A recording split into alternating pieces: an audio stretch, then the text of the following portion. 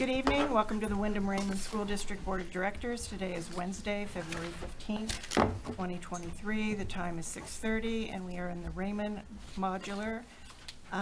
May I have a roll call, please? Sure. Kate Brooks. Here.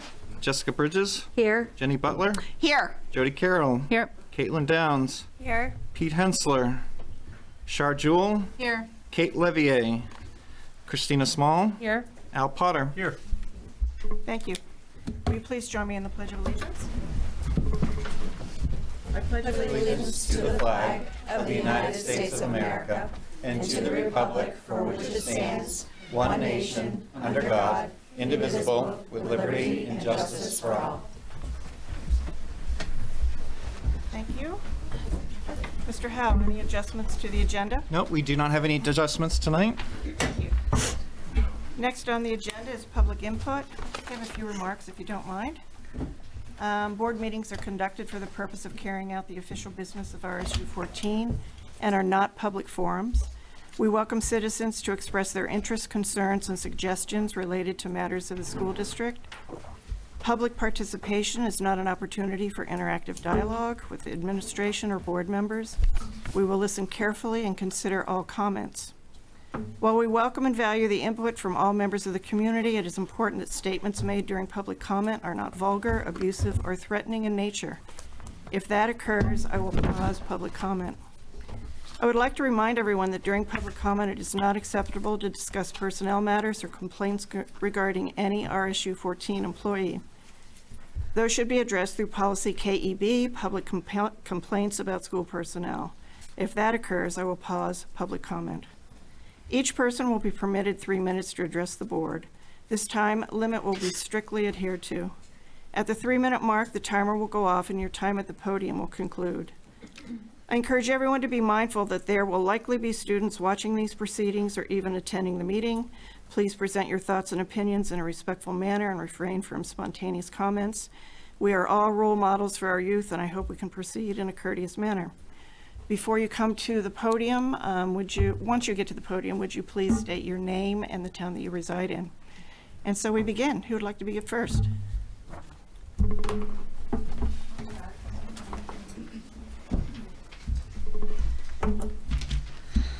right, let's see if I can get this to reach me.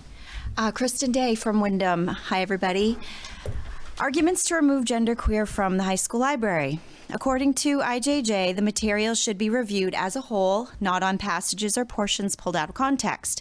Yes, the whole content is what a student checking out the book sees, so every part of the content should be appropriate for a minor, and this is not. 2, it contains pornography. Though IJJ doesn't exclude pornography, though why? It used to be a given that porn would not be available to kids at school. We had National Geographic, but that's about it. In my challenge, I cited many examples in context that are pornography by definition. That include sexually explicit writing and images whose primary purpose is to cause sexual arousal, that contain lurid or sensational material, vivid description or explicit details that are meant to provoke or shock, and materials that are arousing or intended to arouse strong curiosity, interest, or reaction, especially by exaggerated or lurid details. Check, check, and check. 3, the FCC would censor or rate the language and images in genderqueer for the public. Can't be on TV, can't be printed in the paper, breaks community guidelines for social media, but our school librarian gives it a thumbs up for minors in school without parental consent or any record that they checked it out. Number 4, parental consent should be required for minors checking out the book. The author is a grown adult writing about their personal sex experiences and gender identity journey for a target audience of teens. If a staff member at school can't share their personal sex experience to a student in the library, why can this adult whisper it in the student's ear in the same room? Loopholes. 5, just because you can doesn't mean you should. It's our kids and ethics matter. Arguments for keeping the book that are not valid. 1, this book can save lives. 2, it's just providing books with a wide range of interests for students. 3, professional reviews support it. Professional reviews also don't support it. 4, it's a memoir, and content is expected to represent the author's experience. Okay, the memoir shouldn't be in school. Call it what you want. 5, this is book banning. It's not. Just go get it somewhere else. 6, removing this book is anti-LGBTQIA+. No, it's anti-porn content in school and anti-sexualization of minors in school. If the book was an adult heterosexual author talking about porn culture, using sex toys, and literally having sex in the book, that's also not okay for a school library. 7, it's just one book. What's the big deal? It's school, and this sets a new low standard, and it can go lower. We should all be holding this line. 8, reason for keeping the book that isn't valid. We didn't know, the librarian did it, and now it's just hard to remove. The district added a book known nationwide to be controversial without meaningful review process, any oversight, sorry. and without Thank you informed very consent much. to parents, the community, Thank you, Ms. Day. or board members. Thank you.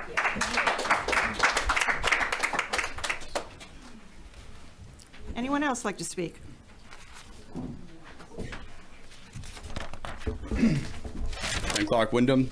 My tone's a little bit different on this letter because we're going to hear a lot of this important stuff tonight, and I'm grossed out by it, and I can hardly talk about it. So I took a little bit of a different approach. So let's just say it's May 1st in RSU 14, May 1st, 2025, okay? RSU 14 reports the highest SAT scores in the state. Since this is a warm and fuzzy event, the Wyndham one-sided Eagle News decided to give it some media attention. In a recent interview, the Liberal Eagle, because we've asked them to quote things before and they haven't. In a recent interview, the Liberal Eagle asked the school board, how did you achieve such great results? The board replied, it was a combined effort between the school board, administration, teachers, faculty, and staff. We decided it was time to depart from the social, sexual, equitable, and critical race-based theory propaganda experiment being pushed on us by the DOE, also known as Department of Erosion. We came to the conclusion that books talking about blowjobs and encouraging untrained staff to talk to minors about their sexuality behind the backs of parents was not for us anymore. Applauds the school board. Good stuff. We decided to get back to teaching academics, which is what our staff is trained and educated and certified to do. We made it our mission to teach academics in the most upbeat and encouraging yet challenging ways possible, and it worked. One aspect of our successful plan was we introduced a new curriculum in our business class focusing on self-motivation and the power of positive thinking. They read books such as Think and Grow Rich by Napoleon Hill, How to Win Friends and Influence People by Dale Carnegie.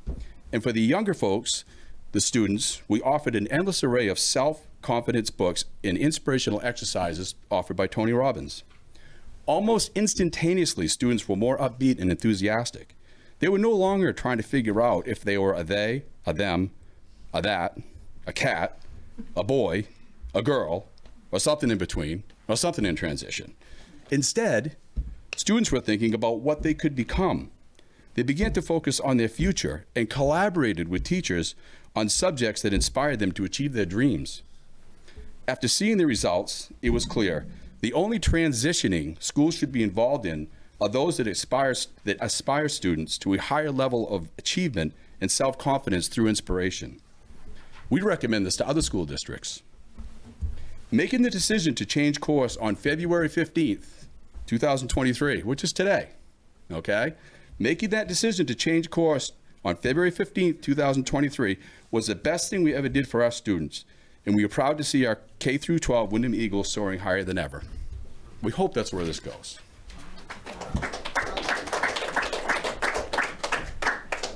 Anyone else? Speak. I'm just Cindy from Wyndham. I'm sorry, I didn't hear your name. Cindy. from Cindy, Wyndham. Harris thank you. from Wyndham. I'm here to support the first two speakers 100%. Gender identity is no business of the school. Who you're attracted to, who you want to have sex with is no business of a public school. Stick to the curriculum. I started coming to these school board meetings because in the fall, when my daughter's junior year started, she came home and said, maybe I'll just turn gay or lesbian because they seem to have more rights than I do. That's where I drew the line. It does not need to be in a public school.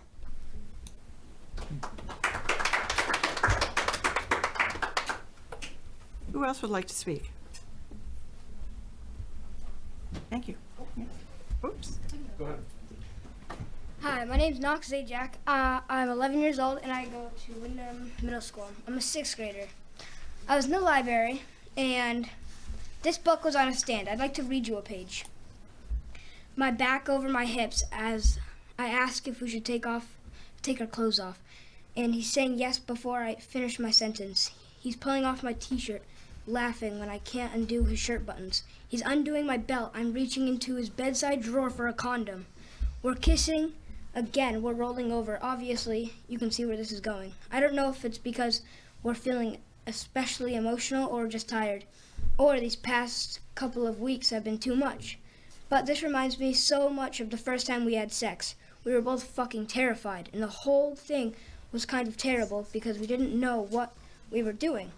But it was good too, so good, because we were a mess of emotions, and we were scared and excited, and everything felt new. So this sort of feels like that. Nick touches me like he's scared that any minute. Now, this book was at my middle school, and it was on a stand. When I rented it out to show my dad it, the librarian asked if I wanted more and if I wanted a graphic novel version.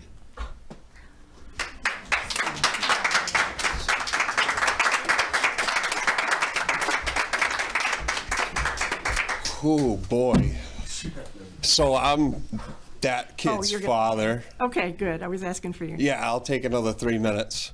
So that's my son, Okay. 11 years old, and went to his library and found that by the entry door of our library, this is the smut that he is finding, all right? I don't care whether it's gay, straight, bisexual, whatever the terms are for all this stuff, doesn't need to be at our school. Doesn't need to be at my 11-year-old's library. And then as far as genderqueer, I've got a son in the high school as well. And this is bullshit. We know it, all right? We do not need to be having literature that's showing boys how to suck dick, all right? I'm very, very frustrated about it, okay? And you may think that schools know the best for our children. You know who know the best for our children? The parents. And if you remember this, I was here last year talking about masks, and I even offered you proper usage for a mask, and you said I was bullying. And you know what I would like to say to everybody right now? Where are we a year later, and what has changed why you don't wear your masks right now? So what has changed in the medical field that is showing you that you don't have to wear masks now? So like I said, listen to the parents. I can tell you right now, I don't work anymore, and I will be more than happy to focus my time and effort to the security of my child and children in this school, all right? I will be a thorn in your sides. So I just want you to be aware of what you've woken, okay? I'm sure that a lot of you guys are fine and great people and have nothing but the best intentions for our children. But by the fact that this has to take 4 months for a school to get this book out of the library is ridiculous. The parents are here right now and they're speaking, and you need to listen and do something about it quickly. Thank you.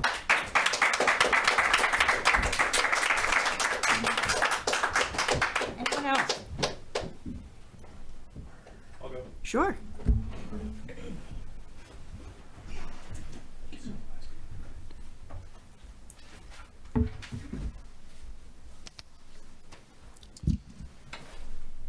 If This you is my just- first time. I know. If you speak just out. let us know your name, please, and where My you name is live. Matthew. I live in Wyndham.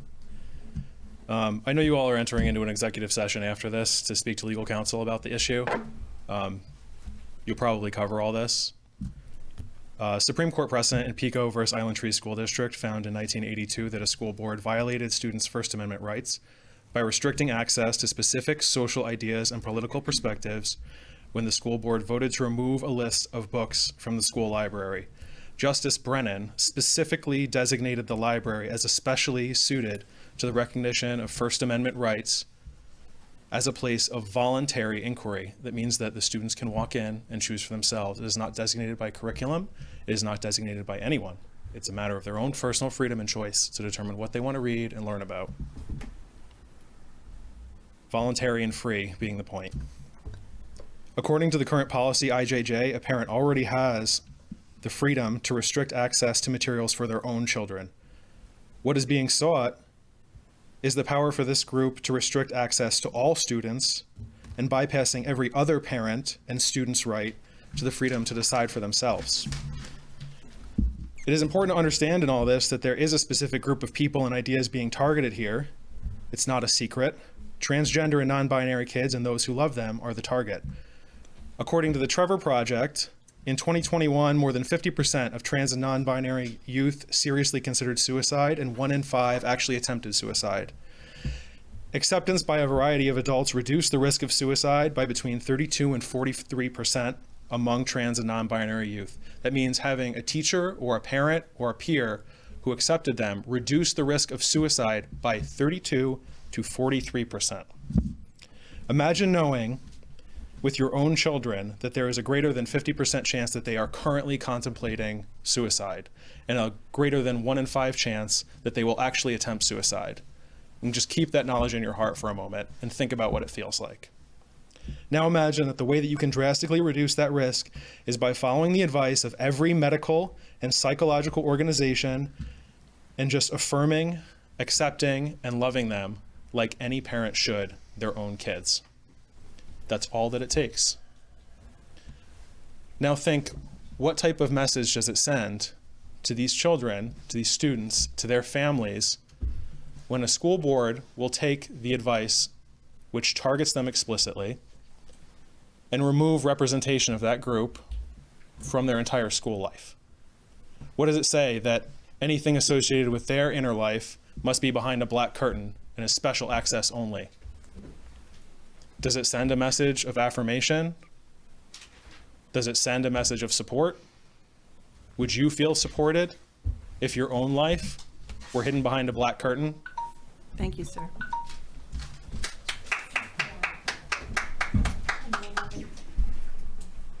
Who else would like to speak?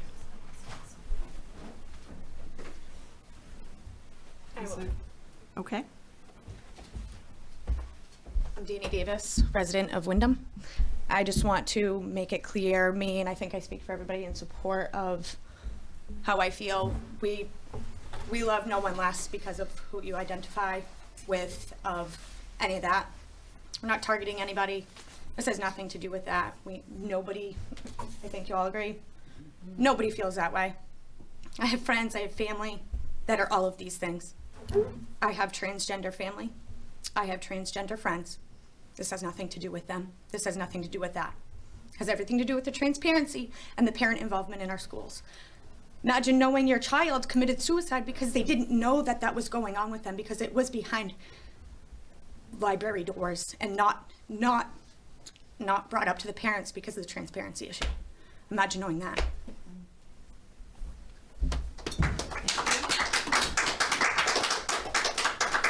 Anyone else like to speak? Do I see any? Sure.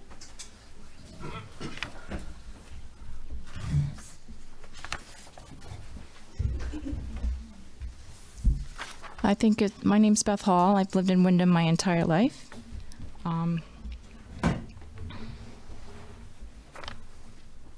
I think everyone needs to pay attention to everyone's feelings. But this issue, the kids can find whatever they want, wherever they want, but my tax dollars don't need to be buying these kinds of books for our school. It's not acceptable to have these kinds of books in our schools. I can't imagine what this little boy went through when he first read this book. And kudos to him for bringing it to his father.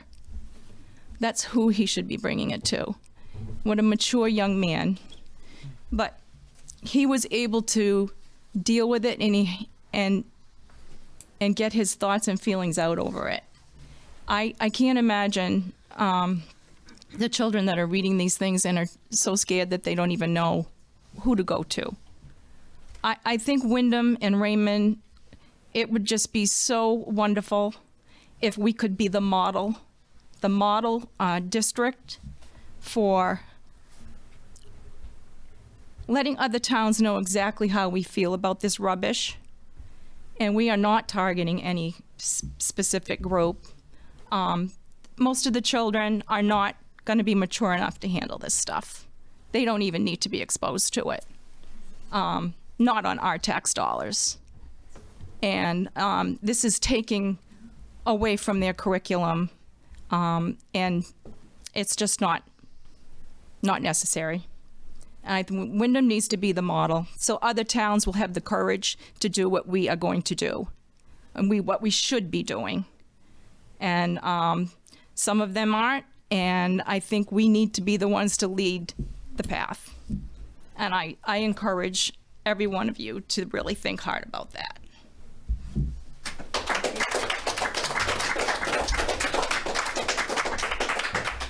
Anyone else? Maria Clark, I'm from Wyndham. I attended a meeting last week in the school library, the high school library. Before the meeting started, I was sitting at a table waiting for the others to come in. And I looked over my shoulder and I saw a display of books. And I think the title of the poster above it was "Love is in the Air for Some." February, Love is in the Air. So I walked up to it and I looked, and out of the 20 books that were on the display, a third, 6 of them, just about a third of them, were books that dealt with gay relationships, gay love, gay sex. I was just bowled over. I couldn't believe it. There's got to be a way to encourage kids other than putting these books front and center. I mean, this young man found that book in the junior high. I'd like to know what's in the elementary school myself. There's a group called Out Maine. I don't know if you've heard of it, up on the coast. It provides chest binders, among other things, to female students and works closely with the Department of Education to get donations to buy books like Genderqueer to be placed in libraries all around the state of Maine. We're talking about a school library. We're talking about kids that are minors that can get these books. We're not talking about banning them. We just want them removed and placed in a place where, if a child needs them, can get access through a counselor. But there again, up on the coast, a social worker counselor was helping to transition a young lady, and the parents were not aware of it. So, between a rock and a hard place, I feel that the book needs to be removed from the library, Genderqueer.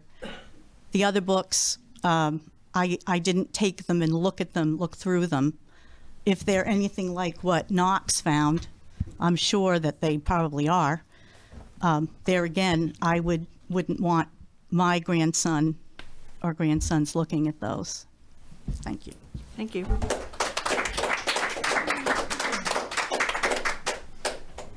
Anyone else? Can I speak again on a different subject? No, I'm sorry. Different subject? No, I'm sorry.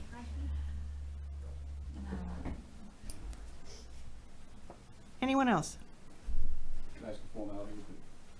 This is on the agenda later, right? So we have another opportunity to speak. When it's brought up. This is the only public participation for this meeting. Does anyone else want their 3 minutes of time?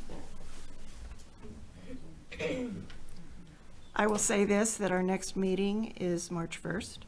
And again, it's our regular meeting, at which time we will have another public comment session.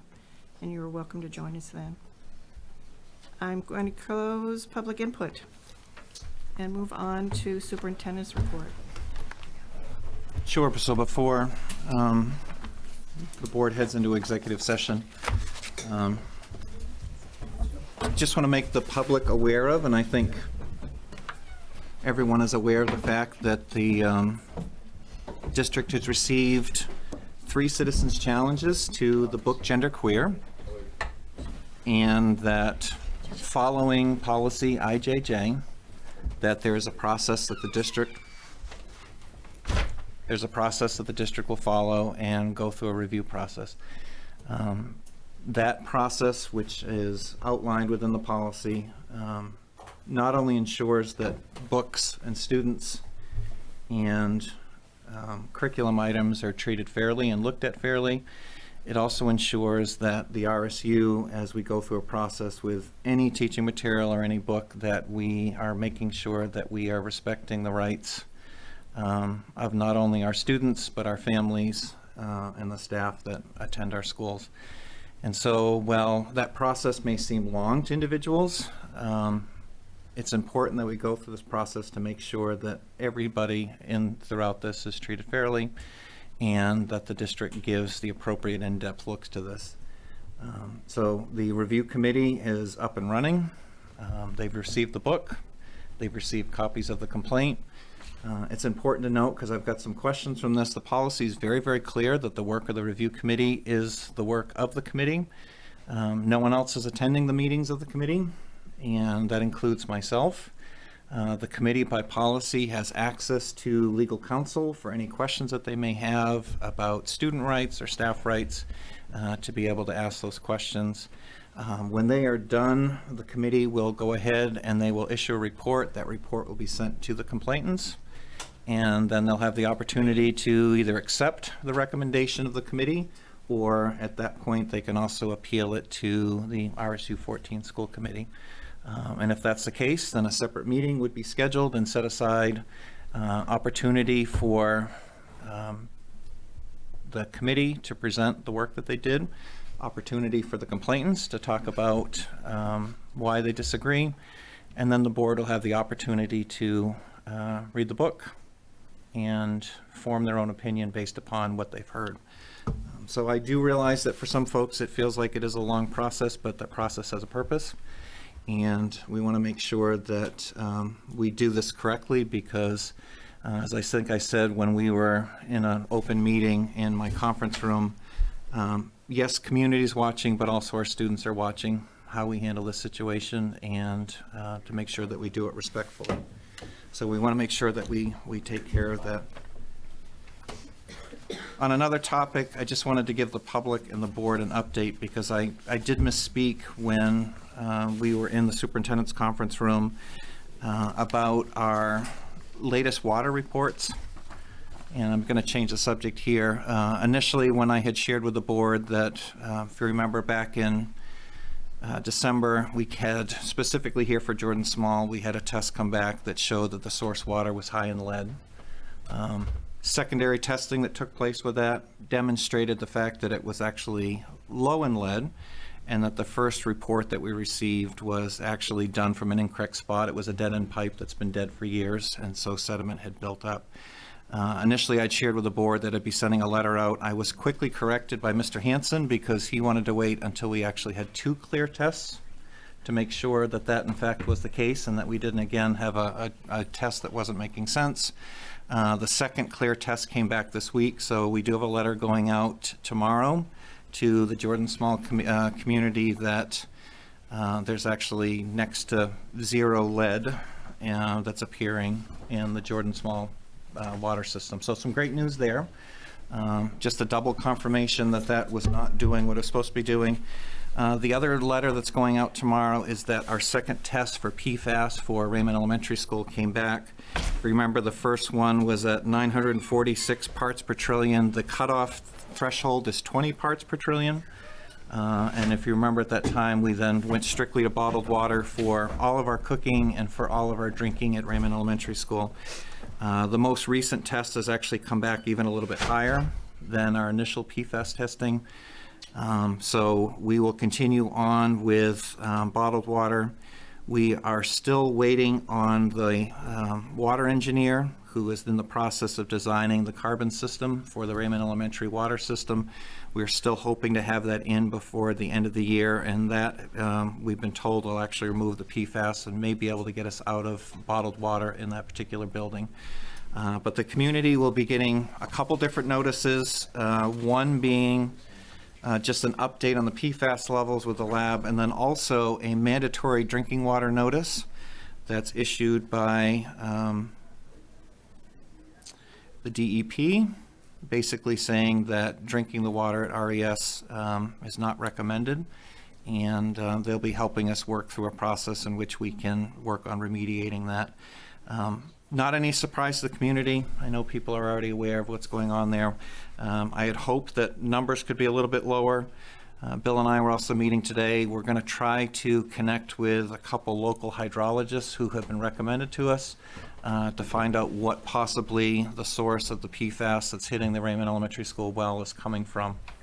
One thing that's hard with that well, it's a 780-foot deep well, and so groundwater from all sorts of different places could possibly be hitting that spot. So we'll continue to work on that. And then I do have a couple updates about construction, but I think I'll wait till committee reports and I can Perfect. share them then. Okay, we're going to move on to item 7. May I have a motion, please? I move to approve going into executive session with the board and the district's attorney to discuss legal counsel pursuant to 1 MRSA subsection 4056E. Second. All those in favor? We are going to move over to Jordan Small Middle School for executive session, and we'll return when we've concluded our session.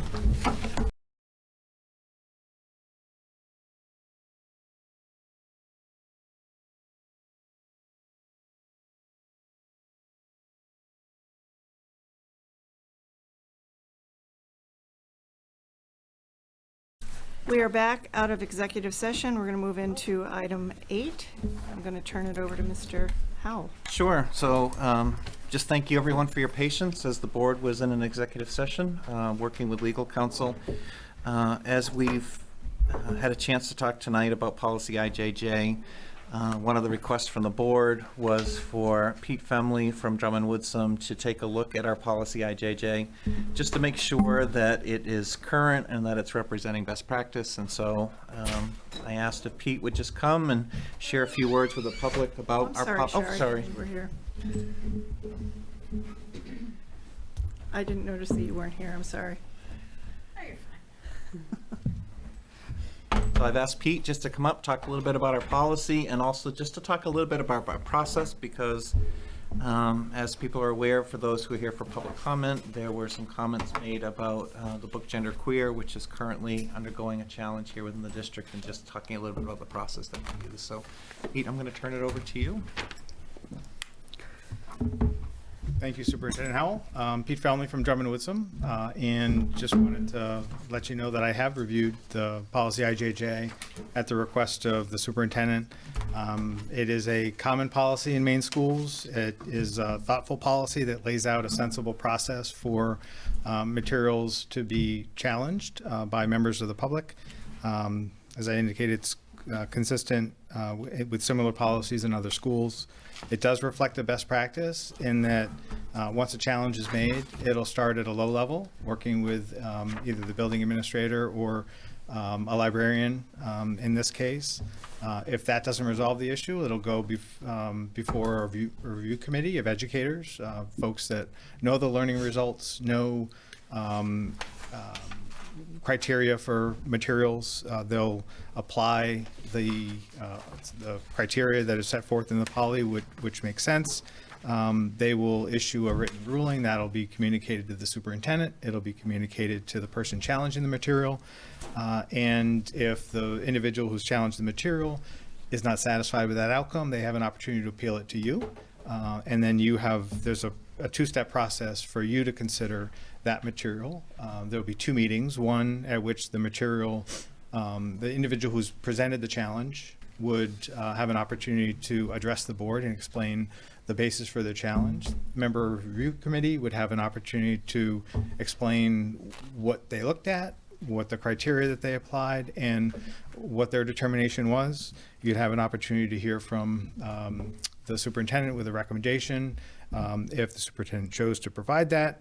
And you then break. You do a lot of listening at that first meeting. There'd be an opportunity for you between meeting number 1 and meeting number 2 to read the material. Think about the reviews that you've heard from the review committee, the challenge, the comments and the arguments presented by the individual or individuals that have made the challenge. Weigh all that, and then at meeting number 2, you'd hear more public input, and then you deliberate and decide what it is that you want to do. So that's the policy the procedure that policy IJJ lays out. Again, it's a sensible process. It does take some time in order to have that process sort of wind its way to a conclusion, and yet it is thoughtful in that it ensures that you're looking at the material thoughtfully, carefully, and judging it from all angles. Pete, does our policy, and I think I know the answer, allow for the removal of the book prior to the decision, prior to the committee reporting out, or repeal? It does not. It says there is, the material will stay pending the determination made. No changes in access to or removal of the materials will be made until the procedure is completed. Thank And you. that ensures that you're looking at the value of the material, the potential harm of the material, and considering all factors before making that important decision. Thank you. Any questions from the board? For Pete? So just to be clear, you reviewed our current policy and you find it acceptable, correct? I do. Okay. All right. I think we're all set. Thank you very much. We're going to move into our article number 9, board roundtable. Anyone have anything they would like to share? I do. The Wyndham High School ski team is at States right now, and they're up at Saddleback. At the end of last week, they participated in the SMAA championships, and a little bit of results. Scott McLean usually would go ahead and talk about this because his daughter was also on the team, and she finished 15th in GS. And we had another gal, Grace Pentnet. I'm not sure how to pronounce Cayman. Thank you. See, good thing you're around. She placed 16th in the GS, and the girls team placed 4th out of 6. The boys GS, Nolan Dries placed 5th, Tuckerman Roy in 6th, and Preston Stretch in 10th, which gave us, there's 4 that count, the boys team 2nd of 6th at the SMAAs. The girls slalom did well, and the boys slalom did well. The girls team finished 5th, and the boys team finished 3rd. So wish them well. There was over 50 athletes in each group. Wish them well at States, and we'll find out how they do. Perfect. Thank you. Anyone else? Shar? This morning, some of us had the opportunity to meet with some students at the high school. It was a cross-section of all 4 grades. It was kids from the different groups in the high school, from student council to Spanish Honor Society and some other groups, social justice. And we all broke up into different groups. And the group that I had, I was happy to be able to participate this morning, but I walked out of there grateful that I took the time to do it. They are a very articulate group of kids. Some of them sound much more mature than their age would lead you to believe. But they had really good constructive ideas and feedback about what they experience in our schools. And the overriding theme was about showing dignity and respect between peers and also to staff and administrators, that the effect of social media and different media content such as TV shows and the negative effect that it can have on students and how they interact with each other and with adults in their lives. And I certainly can understand how that can happen. And we talked about, okay, so you've identified the problem, so what are your ideas to fix it? And they talked about having more frequent conversations about showing people respect and dignity, not just for special meetings and things like that, but like every day in their class. And they specifically called out Phil Rossetti, who's a rock star, and we all know it. And at the beginning of the year, he does a little speech on respect. And they said, we want to hear him more often. We need to hear him more often. We need to be reminded that not only do we need to respect each other, but if someone does show disrespect, that we should feel comfortable calling it out. And sometimes we don't.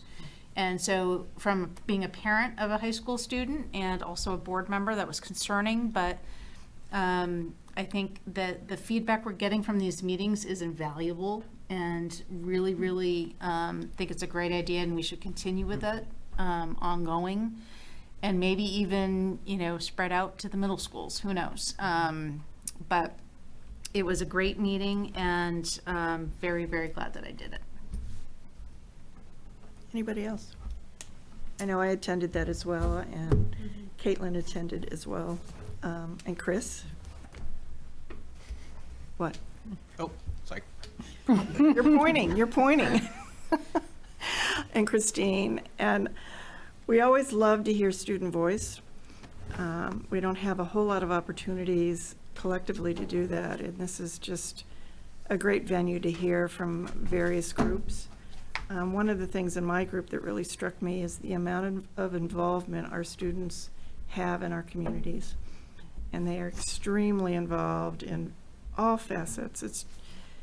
It was just awe-inspiring to hear their level of commitment aside from their academics, and we're fostering good citizens, and I love to see that.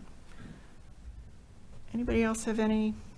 I just had one small thing I'd share. I had the opportunity, it sounds like I missed something terrific this morning, but this past week to share time at the Wyndham Middle School for their community meetings. They do them at the end of every quarter, separate them into grades, all the 6th grade, 7s, 8s, subsequent. So I caught the end of 8th grade. The whole point of them is to celebrate teachers, for the administration to call out the teachers' wins, what they appreciate about them. There's music. It's just a really fun feel. They're wearing really casual clothes and really great vibe. And then for teachers to call out students. And they do that around the cafeteria. And then after that, they draw names out of a hat. So if the teacher called out a student, they would randomly call out the student's name.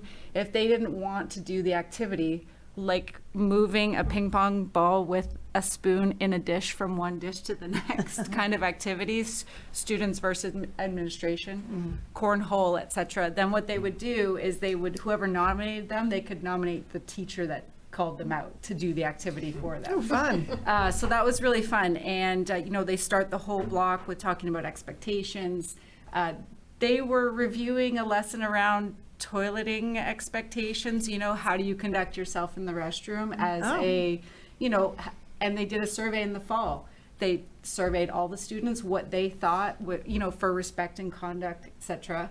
And then they took the results, put them together for a lesson in the morning, and then reviewed it before they started their fun activities. So that was really cool, sort of that reciprocal call out, and the students loved it. The energy in the room was really great, even for 8th grade. I mean, the 8th graders are, this kind of thing, but they were into it and calling out for administration to lose. And one of the activities was, pin the beak on the bald eagle. And they've got this massive picture on the wall, and they spin the teachers around like 20 times. And the students, they used a mask for a blindfold, because it's not a mask anymore, it's a blindfold now, and they love that.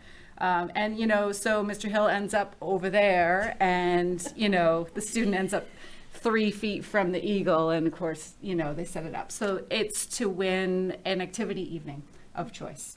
And so I really love that. It was something that they've been doing for a while, and I was able to catch the end of that. So it's nice to share time with them, to feel those groups together all at the same time. So I thought that was worth sharing for sure. They do it quarterly, so if you have a chance to get in there to see one of those, I would great. really recommend it. Yeah. Well, thank you. Did I miss anybody else? No? Okay, we're going to move into item 10, committee reports, finance. Pete's not here. I wonder if you might. Yeah, sure. Actually, I'd like just do a combined finance facilities meeting because we've had a Perfect. couple of combined meetings over the last month and a half or so. And what finance and facilities have been talking about is, as many people are aware, RSU is involved in a cooperative project right now with Portland Water District and the town of Wyndham for development at the Manchester site. And we did a public meeting probably last spring where we unveiled that the town would be redoing the baseball fields and softball fields up on that site, and Portland Water District would be working on their membrane system, which, you know, at some point in the future we'll have a chance to do a meeting to discuss that.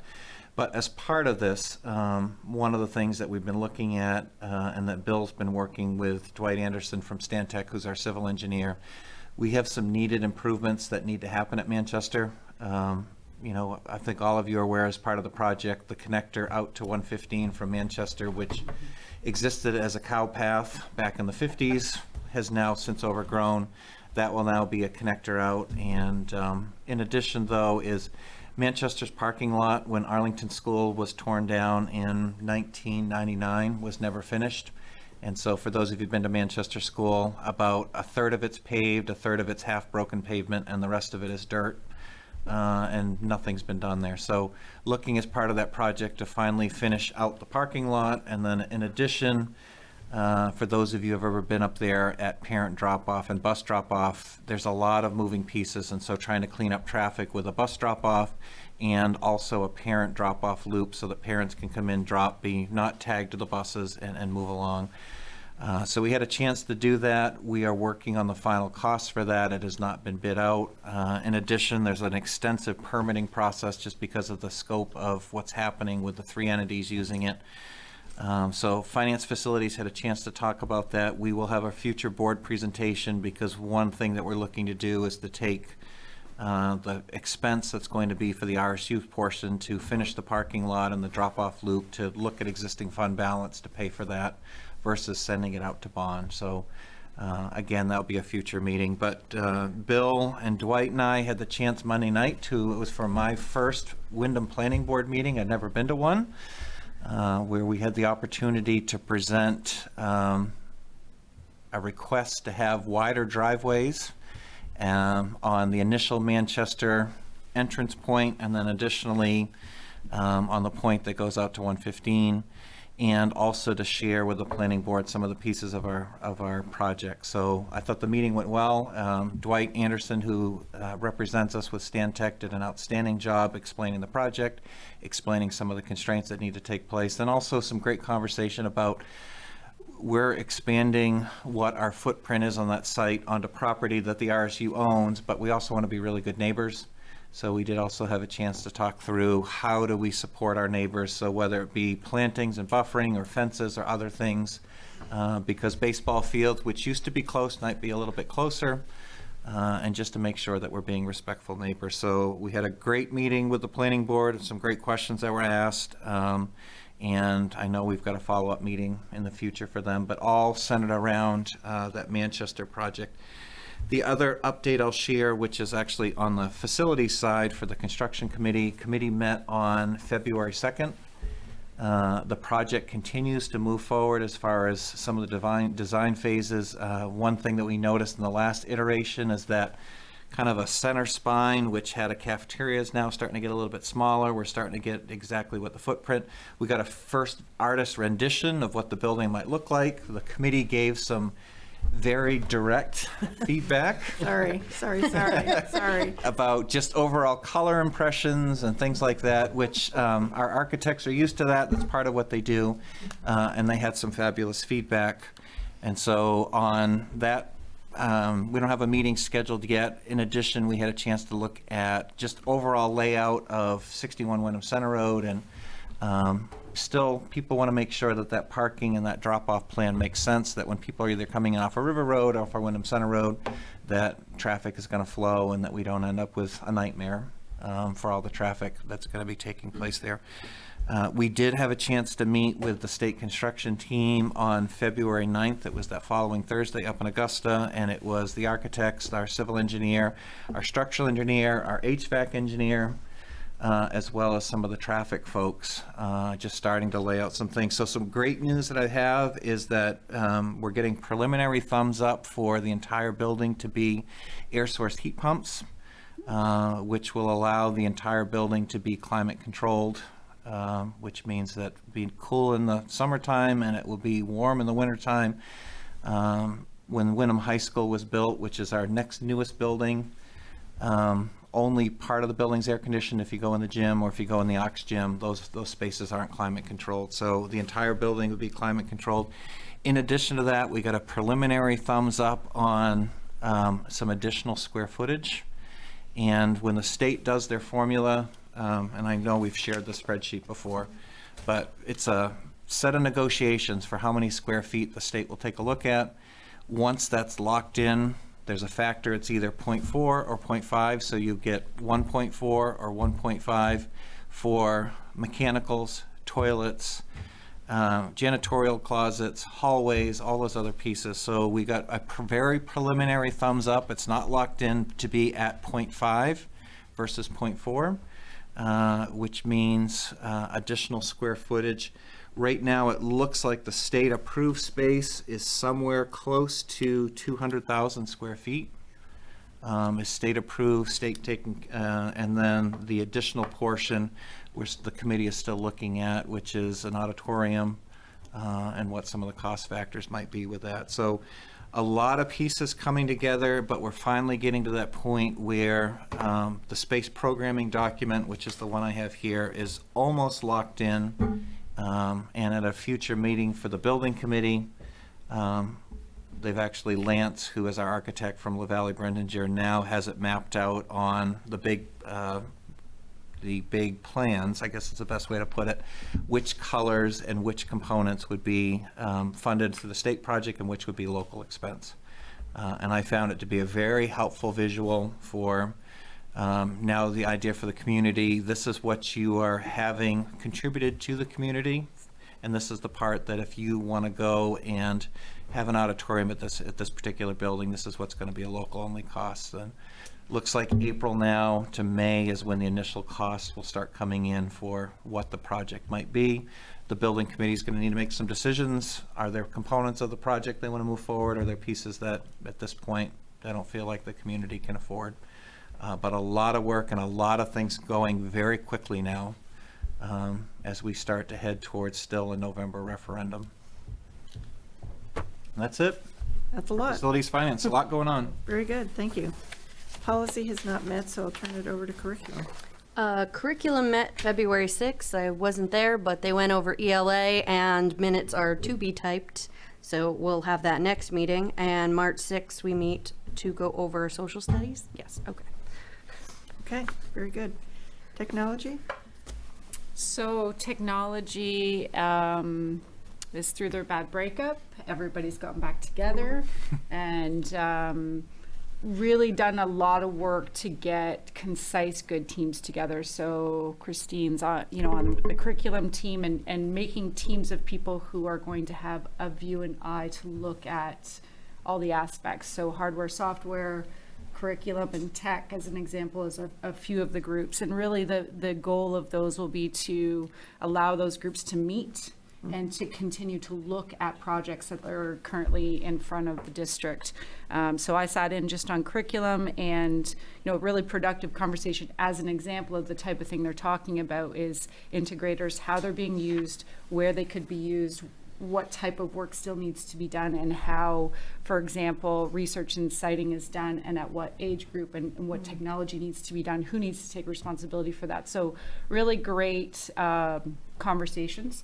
ones that I couldn't contribute to, but I was happy to observe. And so I think just I would report out that technology has gone through a restructuring and that they're in a good spot right now in the way it's designed to move forward for projects that we've got in front of us, like the communication app coming this year and other things that are daily needs for the district, like hardware and software, tech support, and hardware replacement schedules, that kind of thing.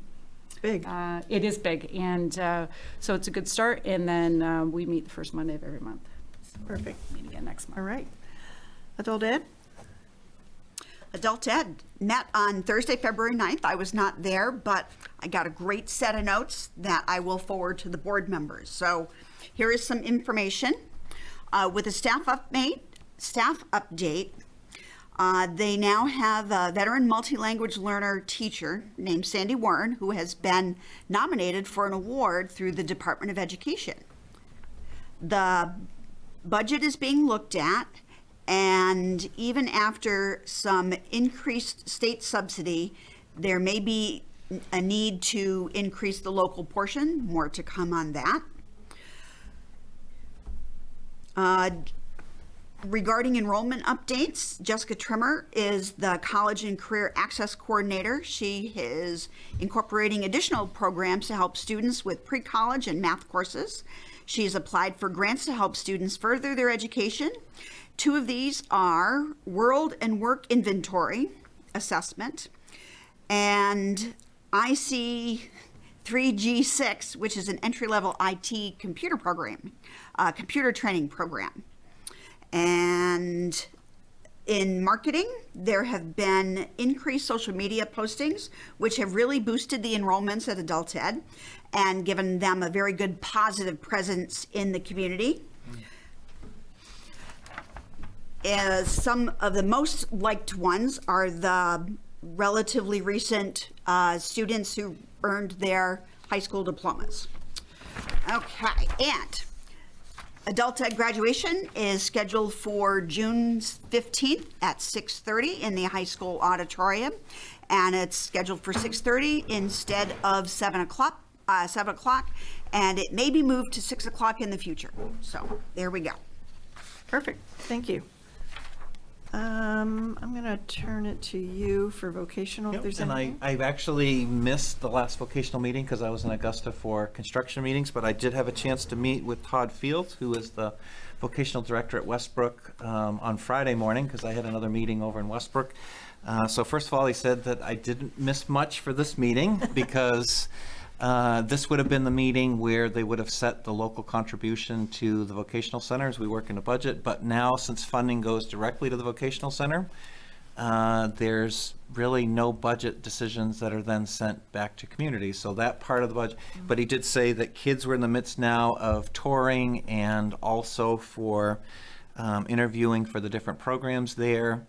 They're looking to boost their enrollments again for this upcoming year. Numbers were up a little bit this year. They're hoping to go a little bit more because there still is some additional capacity. And they're still looking to make sure that they have a full slate of instructors over there, much like we struggle to hire in some positions.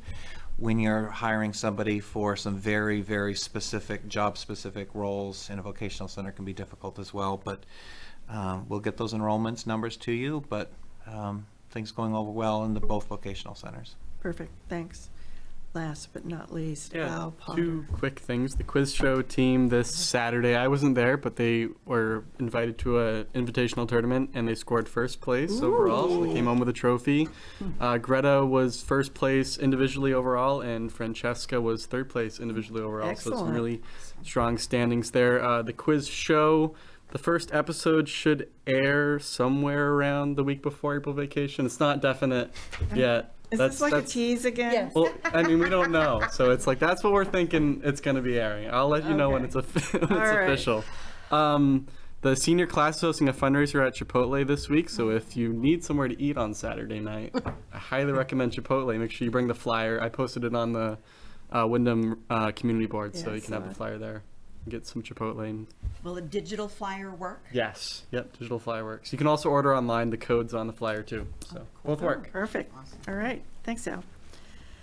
We're going to move into item 11, presentation of the 2023-2024, I can't even believe we're talking about this, district school calendar. And I'd like to welcome Christine Hessler, who is the Director of Curriculum, Instruction, and Assessment, to walk us through it. Good evening, Al. This has nothing to do with you.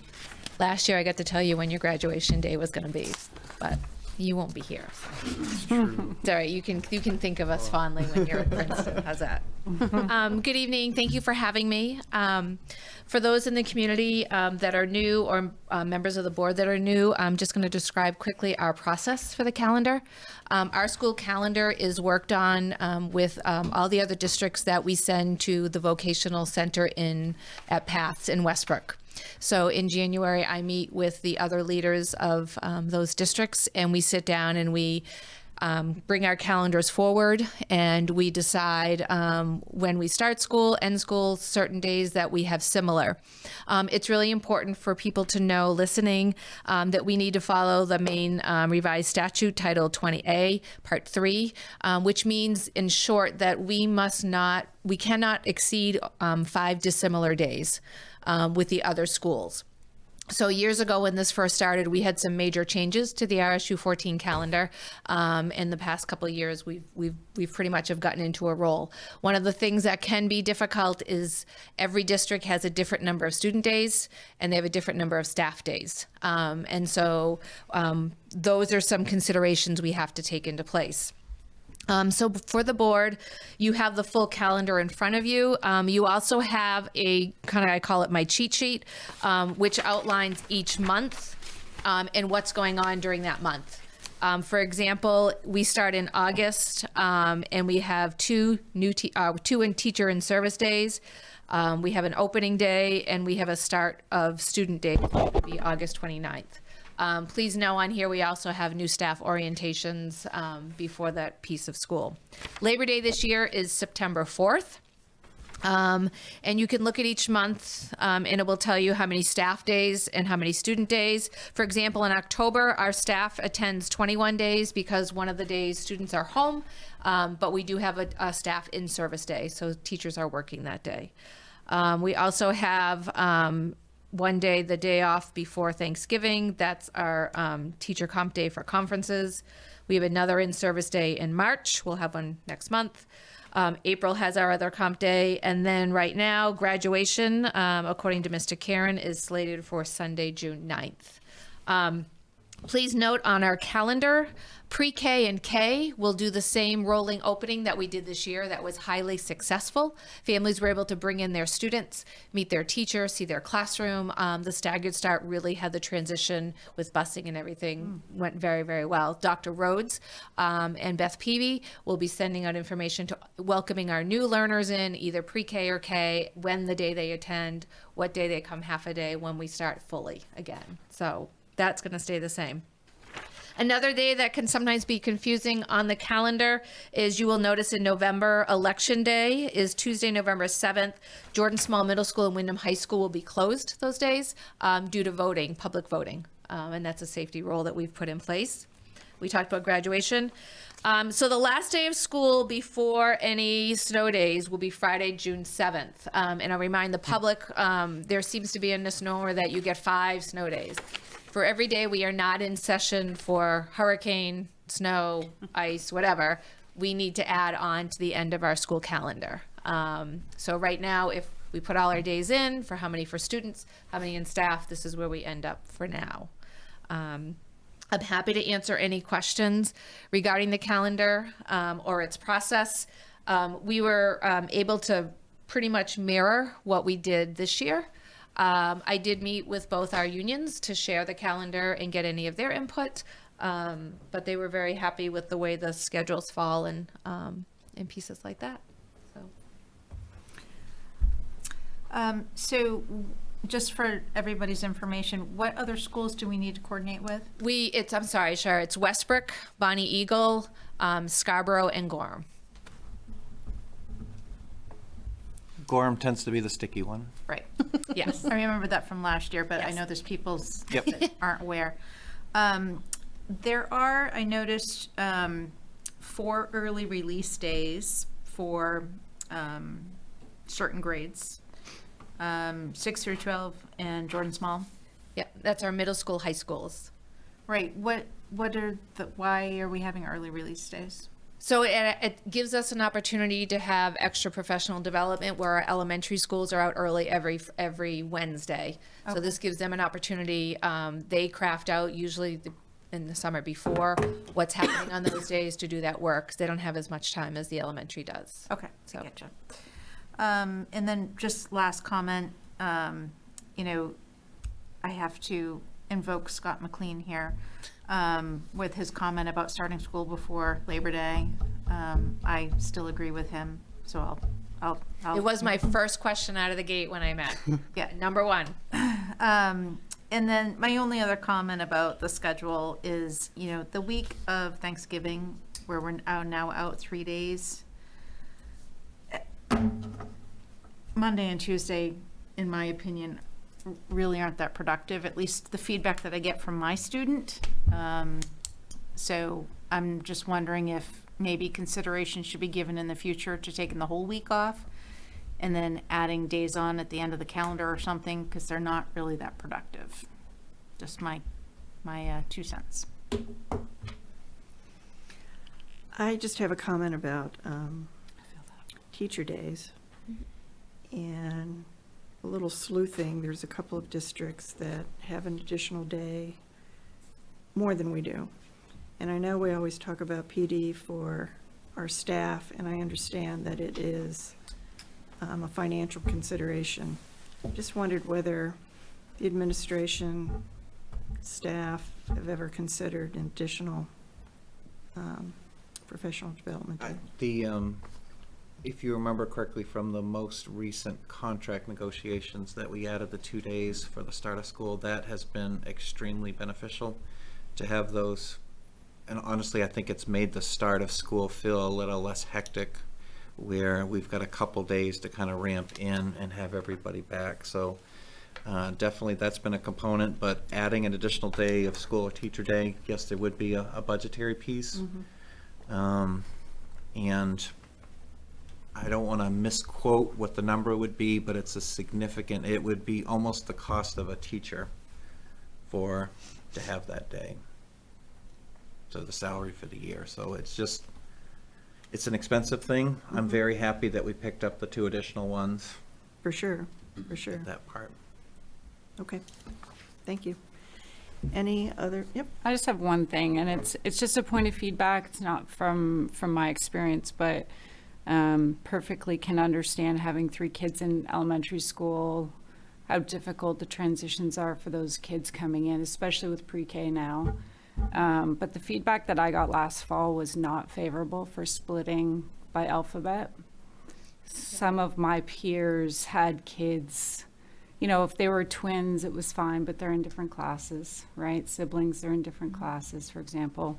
But the childcare aspect of having 1 child or 2 children that start on one day and then having a week delay for, you know, it used to be when mine started 4 years ago that they would start the day after or 2 days after in kindergarten, but to have a week delay, that feedback was not positive. Okay. So I can understand administratively, but from the actual practical real feel, it's a week later for families. I can pass that along to both of them. Yeah. And then I guess my other question would just be, because I'm new and having observed it with Mr. McLean's comments in the past, what would have to happen for the calendar to start after Labor Day? What would have to happen for that to be true? We would have to have all the districts starting after Labor Day in order to meet the 5. We cannot have more than 5 dissimilar days. And they're just not willing to do it. Is that?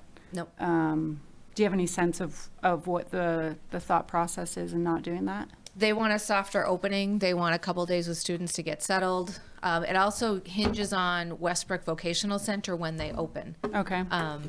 So I've brought it forward every year, and I think only 1 year in my 11 years here, we started after Labor Day due to where the date fell. That was the only year I think I made Scott happy. No, it's good information. And but, you know, certainly- I have to, there's 4 of them there, and Sure. we have to Just in the interest of having the information out there for people watching new, and thanks for going through that. I appreciate it. Thank you. I think another thing that would just be another fiscal consideration is that we would have to budget for Juneteenth as a paid holiday, and that hasn't been budgeted for in the past. So for teaching staff, it wouldn't necessarily come into play because they're for a set number of days, but there are paid holidays for support staff and the hourly staff, and that would be a financial consideration if the school year were to be extended a little bit farther. And that would probably be in the neighborhood of 40 to 50,000 for the additional day. So just something to consider. I know my husband's district is running into that because they start after Labor Day, and now they're up against Juneteenth, and they're trying to figure that piece out. So, okay, thank you. You're welcome. Anybody else? Thank you very much. You're welcome. And we'll be voting on this calendar at our next meeting. Correct? We vote on the calendar. Yes. Okay. Item number 12, may I have a motion, please? I move to authorize the superintendent to enter into the financing agreement for the lease purchase of the awarded bid for one new B1027 Ryder burnisher in the amount of $26,028.40 at 5.23% interest, amortized over 3 years at an annual cost of $9,121.99 should it be in the best interest of the district pursuant to 20-A MRSA subsection 4001-3 in the format presented. Second. Any public comment? Board discussion? Seeing none, all those in favor? Oh, did you? Did I? I was just going to ask what it is. Oh. Sure, it's a great. I assume that I know what it is, but. It's a great question. I had to learn what one was as well. There is 4.5, almost 5 acres of floor at Wyndham High School. This is a machine that actually will take wax that's already been pre-done, and it will clean it, almost reheat it and relay it down so that it reduces the number of times that you have to wax the floors in the building. It actually becomes a cost savings, and it removes all of the grit and other dust that actually ruins the wax floor. So it reduces the number of times the custodians are going to have to wax. We have one now, and it needs so much in repairs that it's reached the point that it needs to be So it's replaced. kind of like a Zamboni for. It's exactly. Yeah, it looks like that. It's for wax. Right, for wax. It's like a Zamboni. Any other comments? All those in favor? Thank you. Item 13, report of the secretary. A motion, please. I move to approve the minutes of the January 25th, 2023 meeting. Second. Public comment or discussion? I have to look over because I'm always missing you, Cheryl. I'm sorry. All those in favor? And the next one? I move to approve the minutes of the February 8th, 2023 meeting. Second. Public comment or discussion? Yes. No, sorry, I Oh, got oh. ahead of myself. Any board discussion? No. All those in favor? And finally, I move to adjourn the regular meeting. Second. all those in favor? Thank you. Good evening. This concludes our meeting.